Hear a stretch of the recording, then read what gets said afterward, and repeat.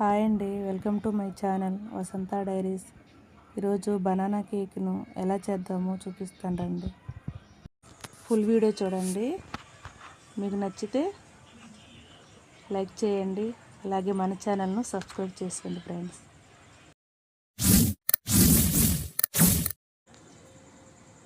ముందుగా బాగా పండిన 4 బనానాస్ని తీసుకుందాం.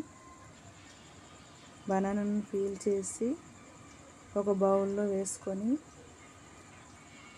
వీటిని చిన్న చిన్న ముక్కలుగా కట్ చేసుకుందాం. ఇప్పుడు ఇలా ఈ బనానాతో చేసే కేక్ చాలా బాగుంటుంది.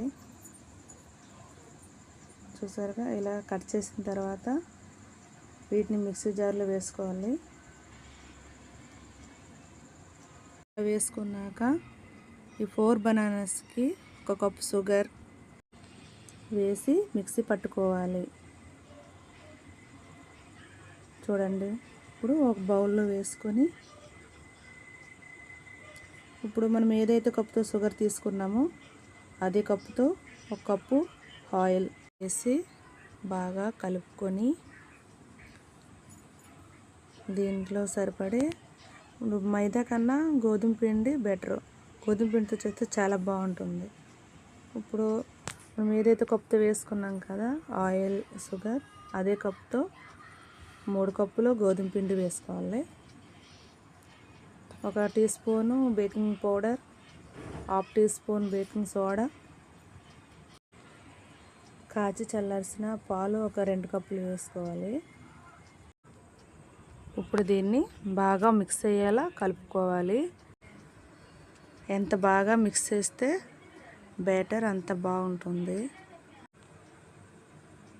మీకు నచ్చితే ఫ్లేవర్ కోసం వెనిలా ఎసెన్స్ వేసుకోవచ్చు. నేను వేయలేదు, బనానా ఫ్లేవర్ బాగుంటుందని. బ్యాటర్ ఇలా వచ్చే విధంగా కలుపుకోవాలి. ఇప్పుడు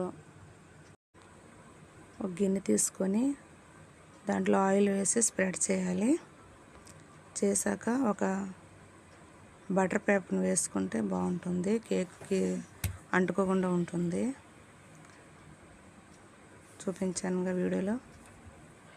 బటర్ పేపర్ వేసుకొని మరి కొంచెం ఆయిల్ స్ప్రెడ్ చేసుకోవాలి. చేశాక ఈ బ్యాటర్ని ఈ బౌల్లో వేసుకొని గిన్నెను కొంచెము ట్యాప్ చేయండి, అప్పుడు బబుల్స్ ఏమీ రాకుండా ఉంటాయి. ఇప్పుడు కేక్ బేక్ చేయడానికి ఒక పెద్ద గిన్నెలో కింద ఏదైనా స్టాండ్ని పెట్టి బ్యాటర్ వేసే గిన్నెని పెట్టుకోవాలి. మూత పెట్టుకొని 30 to 40 మినిట్స్ బ్రేక్ చేసుకోవాలి. ఇప్పుడు చూద్దాం కేక్ పర్ఫెక్ట్గా వచ్చిందో లేదని. ఒక టూత్ పిన్ పెట్టి చూద్దాం. తడేమీ లేకుండా ఉంటే పర్ఫెక్ట్ వచ్చినట్టే. ఇప్పుడు మన కేక్ రెడీ అయిపోయింది. ఇప్పుడు ఈ కేక్ని నైఫ్తో ఎడ్జెస్ని కట్ చేసుకొని డిమోల్డ్ చేసుకుందాం. చూడండి ఫ్రెండ్స్, కేక్ చాలా పర్ఫెక్ట్గా వచ్చింది, బాగుంది. చూసారా, స్పంజీలా ఉంది, బాగా వచ్చింది కేకు. ఇప్పుడు దీన్ని కట్ చేసి చూపిస్తా.